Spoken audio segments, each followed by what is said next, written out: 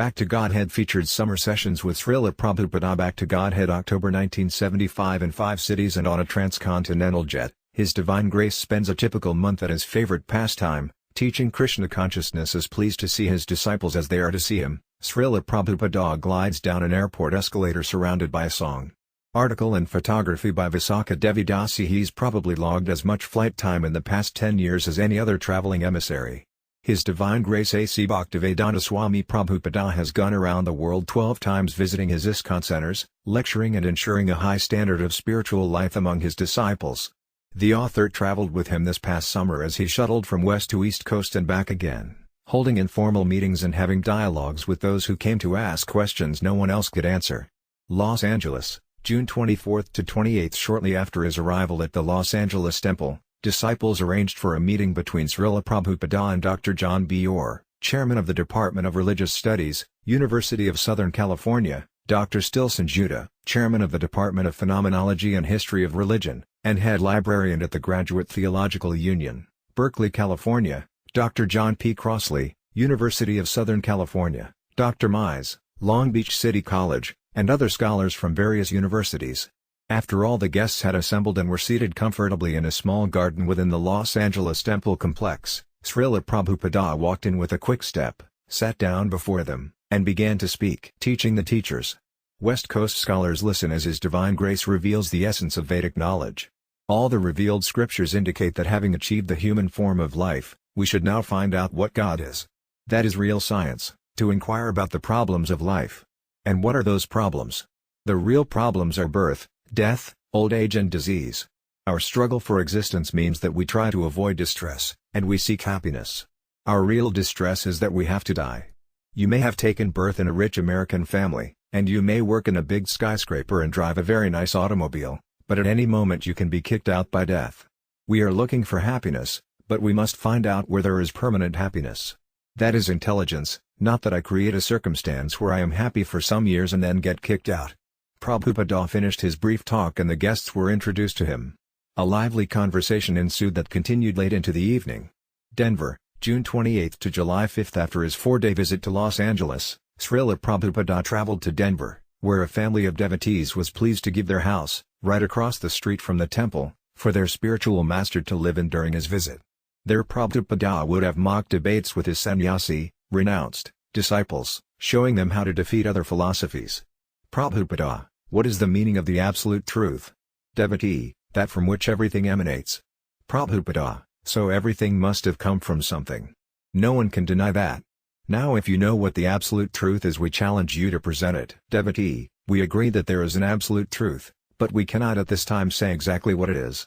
Prabhupada, then you cannot say that the Vedic explanation is wrong.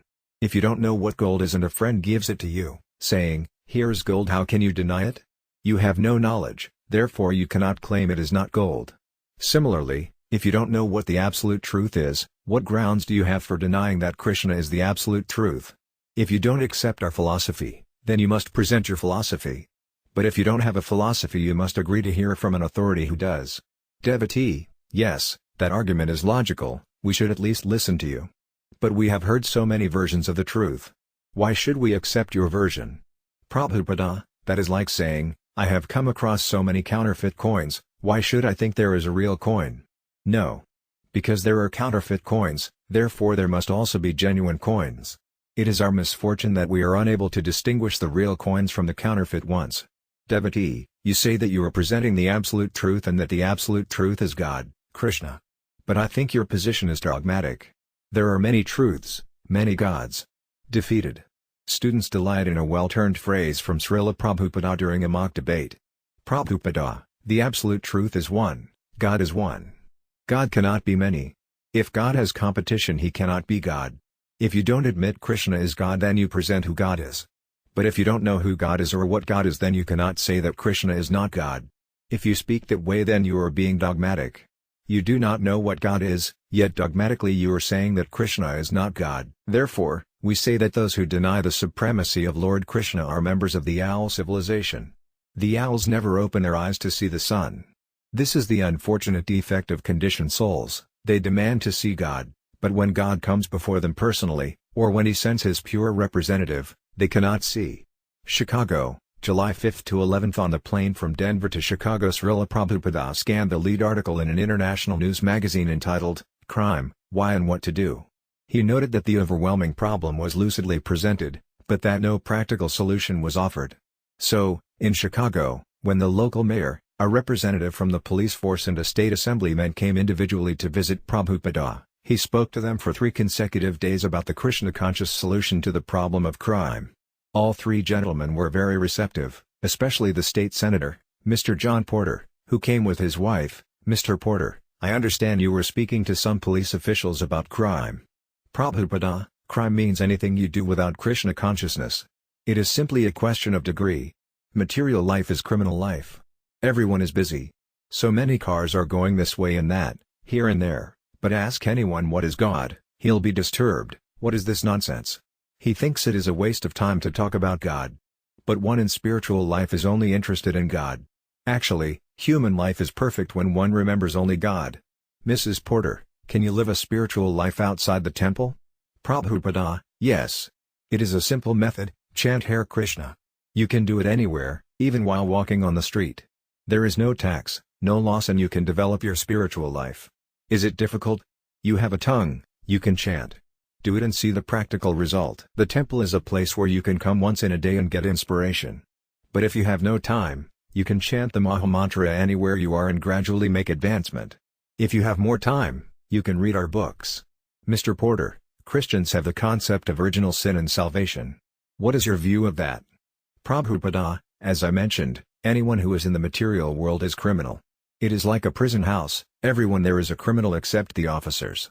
Everyone in the material world is sinful to some degree. Those who are completely purified understand God, love Him and go back home, back to Godhead. In different countries, at different times and under different circumstances, there are different religious principles and methods of purification. Just like in the Christian religion there are 10 commandments how to become pure. But if you do not follow them and still say that you are Christian, that is hypocrisy.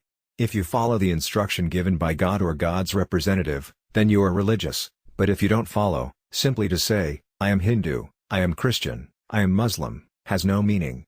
The main business is how to understand God.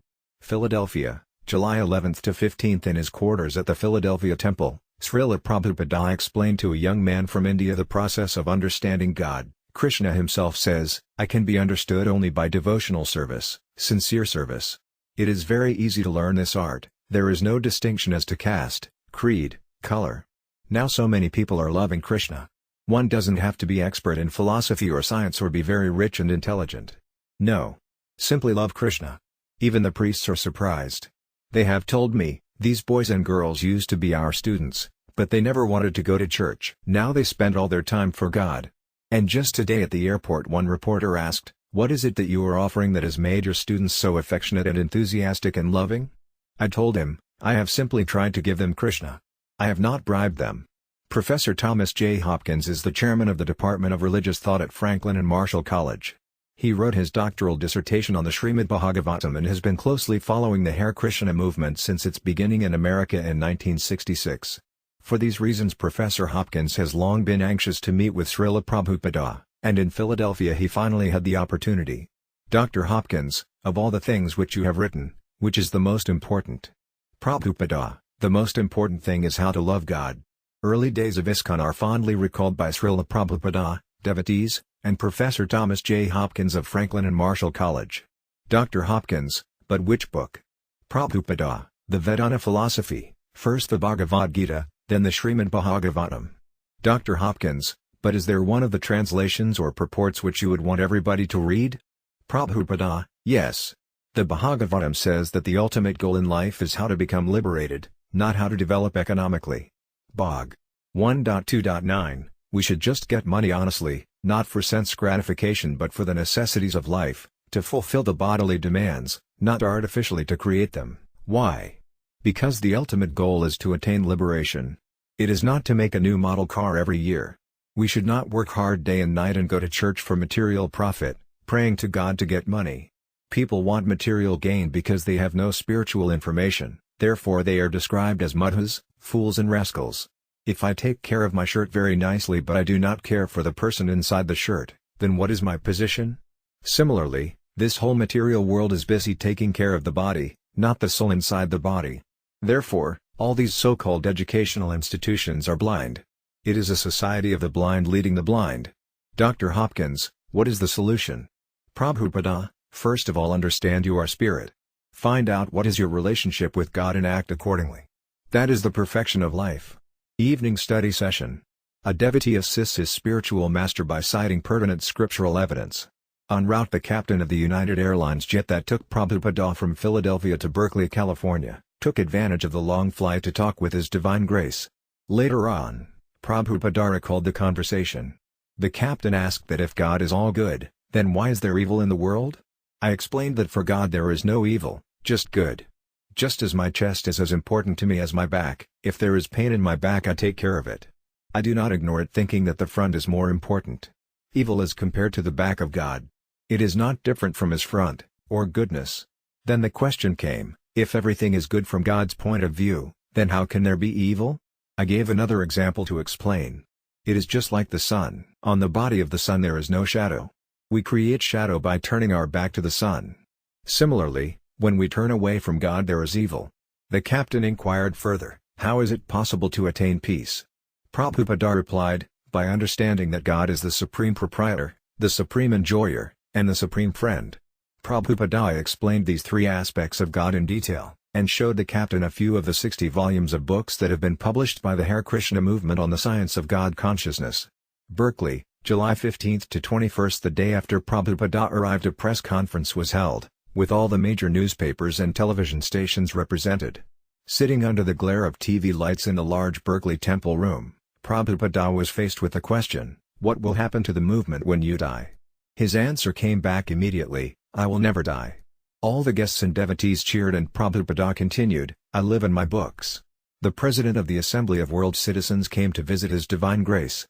His society is dedicated to bringing peace in the world, and Srila Prabhupada was very stern with him. Prabhupada told him, the world can never be united if we maintain our bodily designations. How can you unite people of different designations? If someone is thinking, I am American, I am Russian, I am black, I am white, I am a woman, a man, communist, capitalist, etc., there will always be disunity. But in our movement we never think of ourselves as any material, bodily, designation. We understand all living entities are spirit souls, part and parcel of Krishna. This is the actual platform of unity. If you bring together people who don't understand this simple fact, they will simply talk nonsense. So without spiritual understanding, the idea of a world citizen is foolish. It will never be successful. Cal State Professor James Freeman and student here. A professor of anthropology, Dr. James Freeman of the California State University, and some of his students paid a visit. The discussion turned to the reason for all the different species of life. Srila Prabhupada began, the basic defect is that scientists do not know that the soul is different from the body. According to my activities I get a different body. The body is like a dress. According to the price you pay, your activities, you get a different dress, body. For example, when you go to court, you are punished or rewarded according to your activities. The judge is impartial, it is your activities that determine if you are punished or rewarded. The Supreme Judge is the Supreme Lord. Devotees of the Lord, however, are not under karma, the laws of material nature. Just as a king or president can overrule the decision of a judge, similarly, Krishna promises that those who surrender to him will be protected by him. He takes charge of the devotee, and the laws of material nature cannot then act. To reach this perfection we must fulfill Krishna's desire. If we maintain personal desires, then we are still under the law of karma.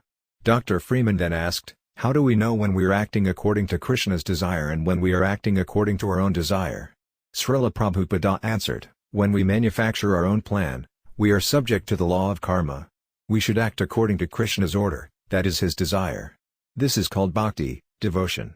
At this point an Indian gentleman who was present commented that in his opinion everyone should have the right to worship the way they want. Prabhupada objected, then everyone in the state can do what they want?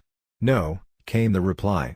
Prabhupada continued, if you can't make your own law, then how can you make your own religion? It is not possible. Religion means to follow God's law. The conversation turned to politics. Prabhupada's arguments persuaded everyone present that democracy was not the best form of government. The common man has no sense whom to elect, he proves this by electing an unqualified leader and later trying to change him or pull him down. Meanwhile, thousands of bureaucrats live off the taxes of the people and spend their time planning how to keep themselves in power. Srila Prabhupada explained the law of karma. The ideal government is that which is administered by a perfect, saintly person. We can see from the Vedic histories, a benevolent king is responsible to see that the citizens in his kingdom are well situated both materially and spiritually.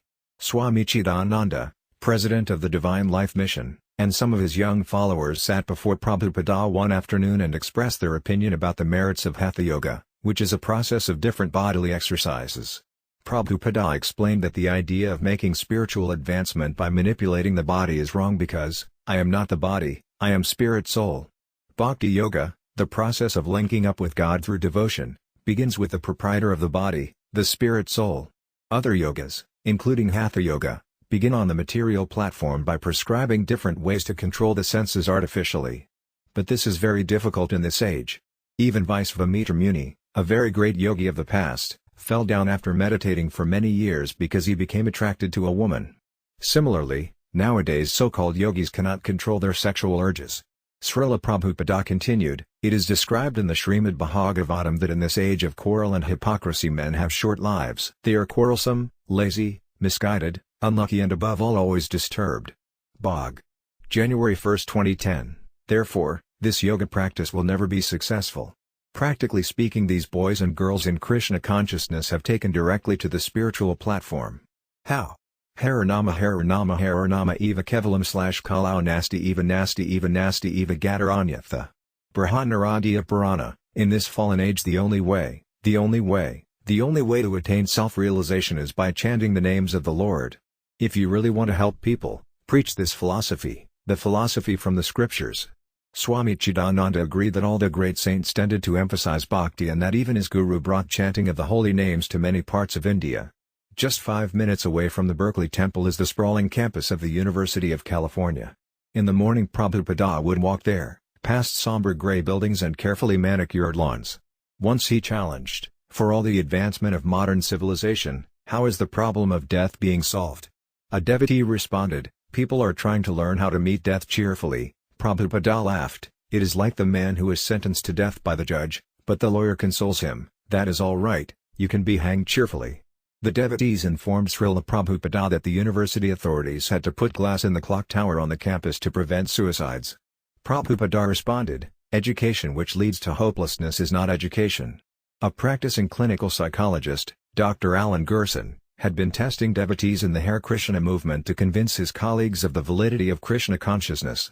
His test showed that devotees are markedly calmer, milder, more unbiased, and freer from anxieties than non-devotees. When he came to see Prabhupada in San Francisco, however, Prabhupada explained that since the soul is beyond the body, mind and intelligence, psychology does not apply. Dr. Gerson, if the soul is at peace, then wouldn't the mind and intelligence be at peace also? Prabhupada, yes, these tests may show this, but they will not give you any help. A diseased man will have certain symptoms, and a healthy man will have certain symptoms. Our goal is not to study the symptoms, we want to touch the origin of the disease and clear it away. You and your colleagues have no information of the spirit soul. So how will you understand the cure? The first business is to understand the soul, but not by mental activities, mental concoction. Kindly explain to your colleagues these simple facts, there is a soul beyond the mind and intelligence, and that soul is eternal and is transmigrating from one body to another. Open their eyes so that they can see how drug-addicted hippies have become loving servants of Krishna and humanity. From a letter from Dr. Judah. We can see practically that these boys and girls have become happy. How have they become happy? They have been following the process of Krishna consciousness. If we take up this simple formula, the whole human society will become happy. Los Angeles, July 21 to 25. During his morning walks in Los Angeles, Srila Prabhupada took pleasure verbally sparring with his disciples by refuting their various atheistic arguments. As he spoke, the devotees would gather around him, straining to hear his soft voice over the ocean waves. Prabhupada, everywhere the spiritual touch is required before matter will work. A computer needs a person to push the buttons, a watch requires someone to wind it or put the batteries in it, etc. In the same way, there is a brain behind nature, but because material scientists cannot imagine this brain, they say creation takes place by chance. Is it a very good explanation that by chance certain chemicals came together and there is life? The whole problem is they cannot distinguish between matter and spirit. Devotee, But scientists can point to so much progress they have made, time and labor-saving machines. Prabhupada, the real progress they do not know. The real progress is to check death. We are simply trying to serve Krishna. And Krishna says, he promises, one who understands me need never return to this material world of birth and death but comes to my eternal abode. BG 4.9, Devotee, how do we know Krishna's words are true? Is it simply blind faith? Disciples gather around His Divine Grace at Venice Beach in Los Angeles to hear their Guru's timeless teachings. Prabhupada, no, not blind. Just as I know that on the other side of this ocean is Japan. I may never have been there, but I believe the authorities. Everyone without exception must have faith in something. You have faith that when you give your money for an airline ticket, you will get to your destination. Similarly, I'm walking, I do not know the way, but someone I trust tells me, now go this way. I have faith that this person will direct me properly. According to our purity we have faith in different authorities. Faith in the scriptural authority will grow with good association. You don't need to have knowledge to have faith in God. Simply by having such faith knowledge will come. Krishna will give you knowledge. And how to begin this whole process? By hearing from a self-realized soul, by chanting Hare Krishna, and by taking Krishna Prasada, food which has been offered to Krishna with devotion. It has nothing to do with the mind or intelligence or any other material condition. But if one has no faith, not even enough to hear and chant, then he must remain in this world of birth and death.